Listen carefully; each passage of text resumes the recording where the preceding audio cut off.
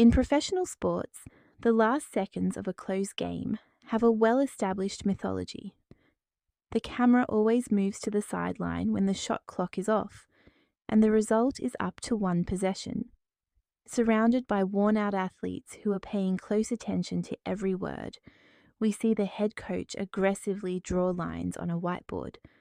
The mainstream media immediately praises the coaching staff for a tactical mastery when the team executes the play and the ball goes through the net. The story revolves around the person carrying the marker's overall brilliance, immaculate execution, and amazing design. What occurs, though, if players on the floor choose to switch ranks? What happens if someone in the locker room uses social media to totally undermine the appearance of coaching expertise? We are dissecting a significant discovery today that reveals the complete disintegration within the Indiana Fever organization. We examine how head coach Stephanie White was humiliated by a single Instagram post from Sophie Cunningham, confirming what astute basketball observers had long believed. Caitlin Clark's historic game-winning logo 3 was never intended to occur. Kelsey Mitchell was the intended audience for the finished play. We must first examine the psychology of the locker room in order to fully appreciate the significance of this discovery. The inner workings of the huddle are governed by an unwritten rule of a mirror and a rigid hierarchy in any professional sports setting.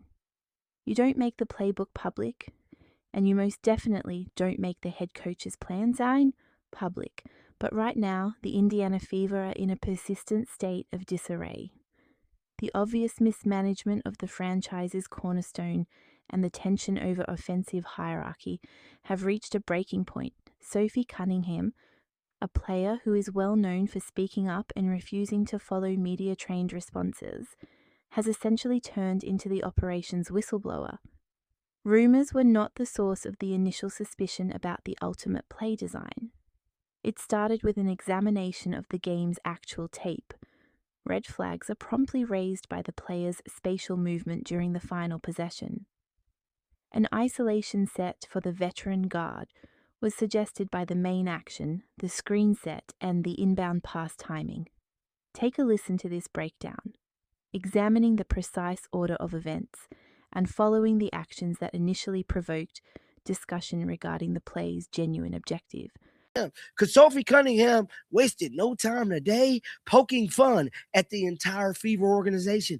Oh, yes, because yesterday when I was on live, and shout out to you guys that tuned into that live, I say, man, is it me? But does it look like this play was designed for Kelsey Mitchell? Because we see Kelsey Mitchell go to the right, get hammed up, go to the left. Sophie, and nah, I ain't even finna wait for you to get open. Here, Caitlin. And that's exactly what she did. And I'm telling you right now, Sophie Cunningham saved the day. Oh, and everybody's talking about it. So, though visual evidence in basketball is frequently open to interpretation, the visual evidence was compelling.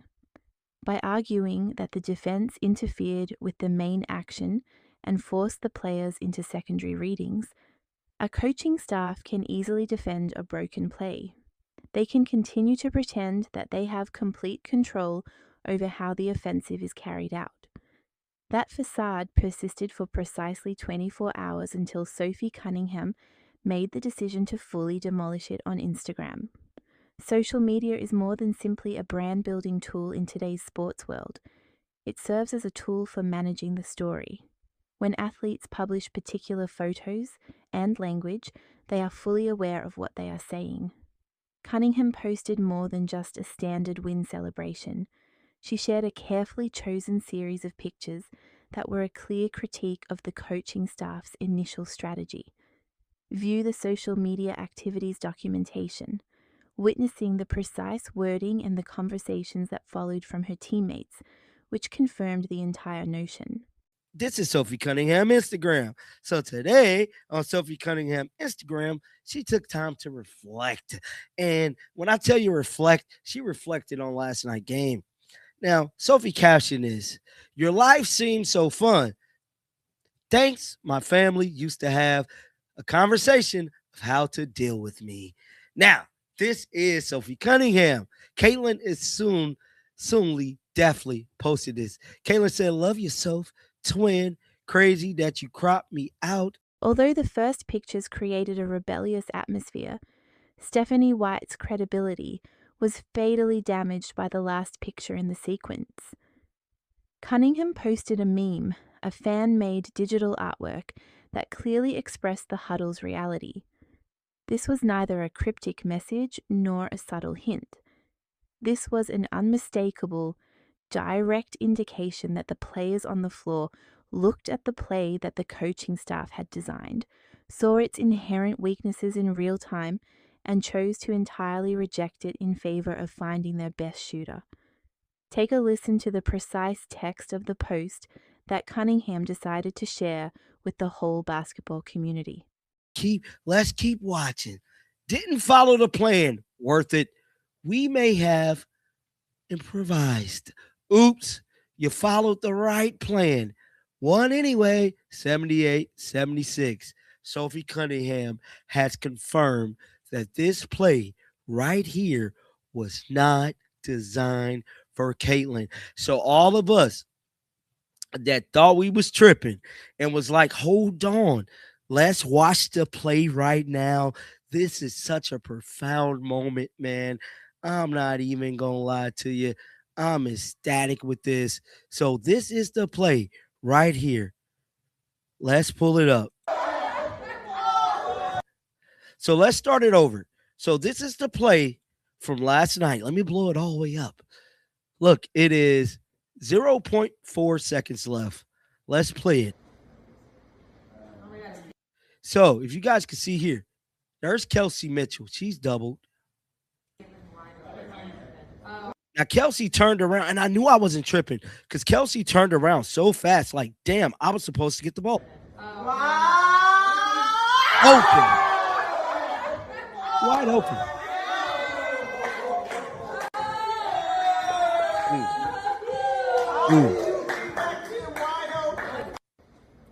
Wide open shot. Now, let's go back to this. So, worth it. We may have improvised. Now, this is Stephanie White. This was probably made by a fan. But you want to know what? Sophie Cunningham made it her business. Made it her business to share this post. This is so monumental. This has answered every one question.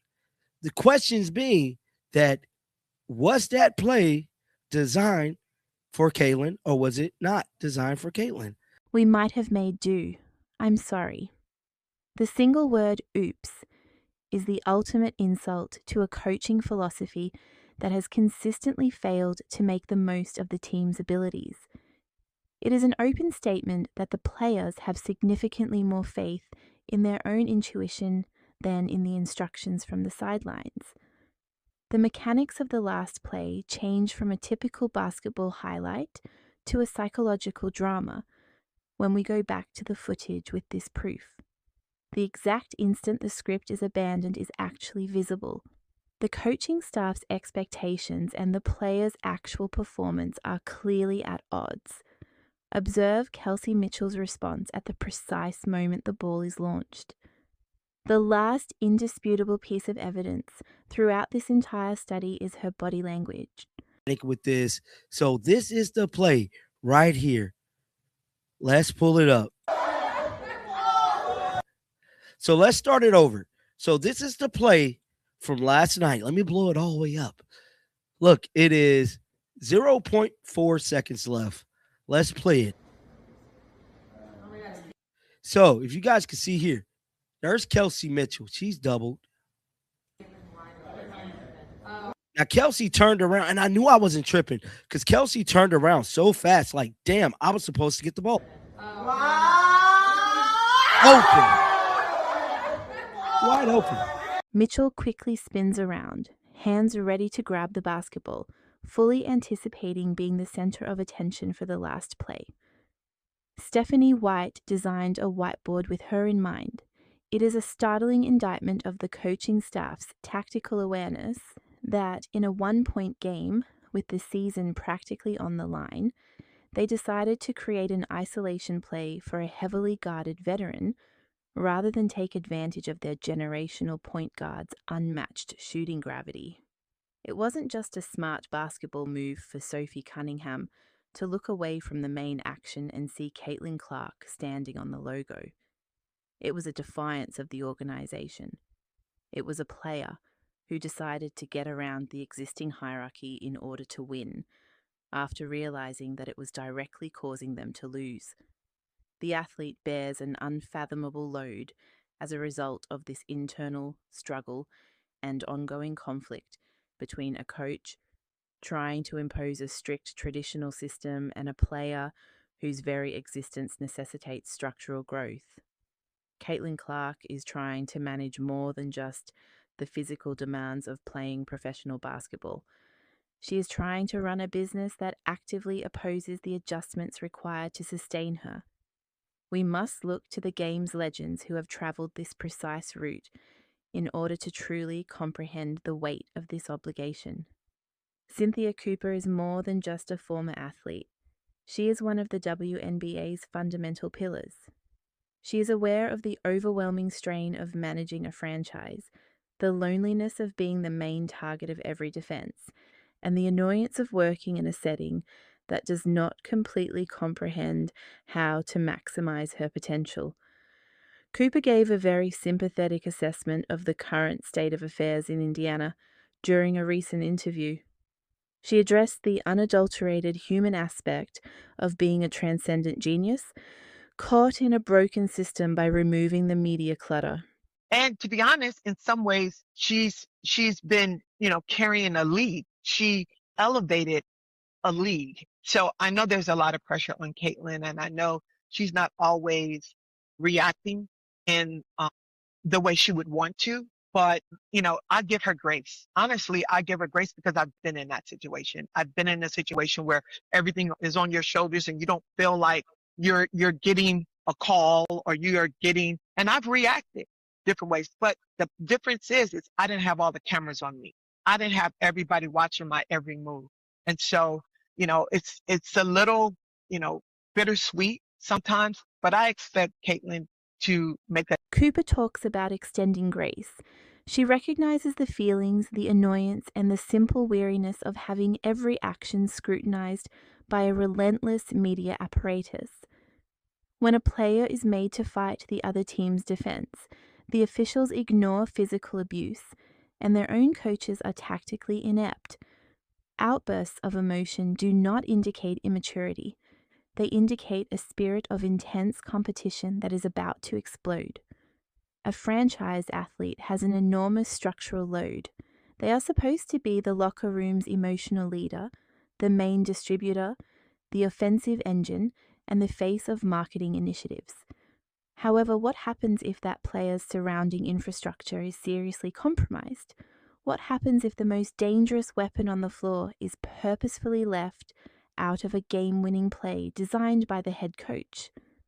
The player must rely on their teammates' disobedience.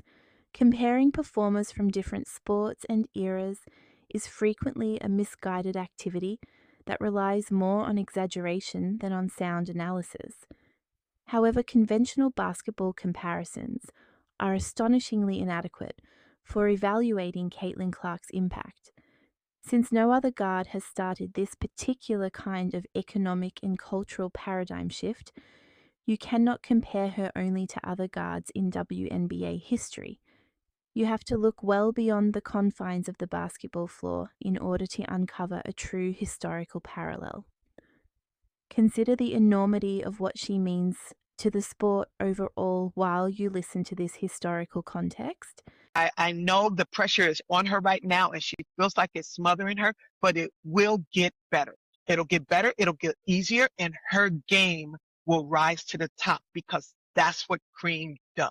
It rises to the top, and she's going to get over this tough moment right now. Shout out to In Case You Missed It podcast. Now, when I was on live set last night, somebody said Caitlin Clark isn't Michael Jordan. She isn't Larry Bird. She isn't Tiger Woods. But statistical equivalency is not the point of comparison with Babe Ruth. It is about honoring a person who changed a whole sporting institution's trajectory popularity, and financial structure on their own. By normalizing the home run, Ruth altered baseball's geometry. By normalizing the 30-foot jump shot, Clark is altering the geometry of basketball. However, Babe Ruth was let to bat without overtly opposing his own management. In order to placate an experienced player, he was not employed as a decoy in the bottom of the 9th inning. The head coach of the Indiana Fever is constantly trying to push the most important catalyst in women's sports history into a supporting role. Sophie Cunningham's admission serves as the smoking gun for all of the criticism Stephanie White has received this season. It eliminates the uncertainty. The coaching staff lacked the foresight, bravery, or even the willingness to give the ball to their best player when the game was on the line. In order to salvage the victory, the players on the floor had to intentionally defy their instructions as they planned a play to force the ball to Kelsey Mitchell. This is a completely unsustainable scenario. When players consistently vote to disregard the coaching staff during timeouts, a professional basketball team cannot operate as a democracy. The structural foundation will eventually completely collapse.